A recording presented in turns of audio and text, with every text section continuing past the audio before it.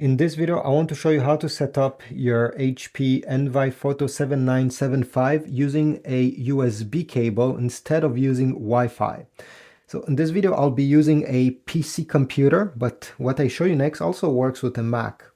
Step number one, well, get one of these cables. It's a pretty basic USB cable that works with printers. If you don't have one, I'll put links towards Amazon in the description down below. We need to go on the back of the printer where the USB port is located.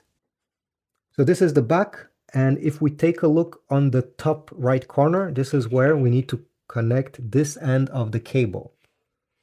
Make sure you push all the way in.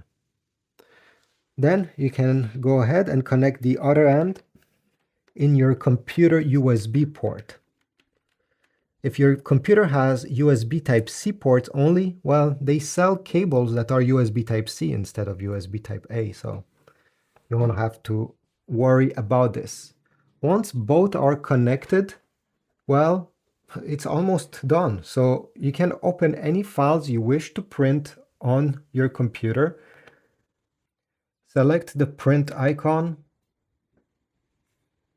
And under printer, well, you should find your HP DeskJet, not 28, sorry, not this one. If we go up over here, HP Envi Photo 7900 series, and it should be ready since it's connected using a USB cable.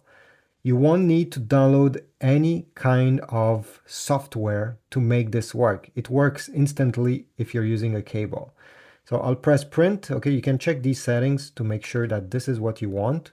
And we got our print out. Very easy to use. And if you want to scan and get the results on your PC, you simply need to go into the search bar of your PC and type scan. Most PCs comes with the scan app. It's made by Microsoft. If you don't have it, well, just go on the Microsoft Store and download it. It's free and it works well. So under scanner, you're going to tap over here. You're going to select your HP Photo 7900 series. If you want to put a paper in the scanner, the basic scanner over here, you simply have to put it facing down like that with the top part of the text towards the left, and then align with the top left corner of the printer and close the lid. If you want to use the other scanner, the automatic document feeder, in that case, you simply have to put your document facing up with the top part of the document towards the left and push it all the way in, open the small flap, and here you simply have to click on scan.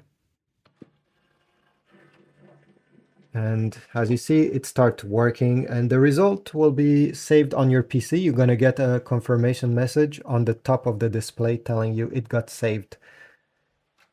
If you go and show more, by the way, I guess I have to wait until it's completely scanned, but if you go and show more, you can say where you want exactly the document to be saved on your PC. And we got our confirmation, was saved to desktop because that's where I chose, and you can view the file, you can close and continue scanning. Just to show you, if I press on show more, here we go, save to, and you can change the folder. Thanks for watching. I hope this was useful. Leave a like, comment down below, subscribe, and I will see you in the next video.